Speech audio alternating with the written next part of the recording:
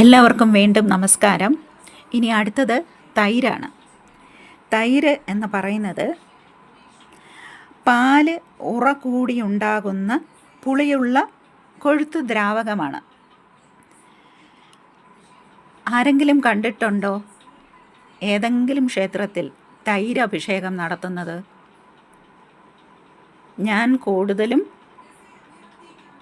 ശ്രദ്ധിച്ചത് ശിവക്ഷേത്രത്തിൽ പോയപ്പോഴാണ്.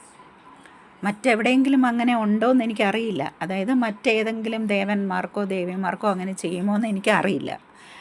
മഹാദേവന് പ്രദോഷ ദിനത്തിൽ തൈര് അഭിഷേകം ചെയ്യും. അപ്പോൾ ഈ തൈര് വഴിപാട് നമ്മൾ നടത്തുന്നത് എന്തിനാണെന്ന് വെച്ചാൽ പ്രശസ്തി നേടിത്തരും, അതിന് വേണ്ടിയിട്ടാണ്. ഇതൊക്കെ നമ്മൾ അറിയേണ്ട കാര്യങ്ങളാണ്. ഒരു കാര്യവും വെറുതെ ഒന്നും ചെയ്യില്ല. Thank you.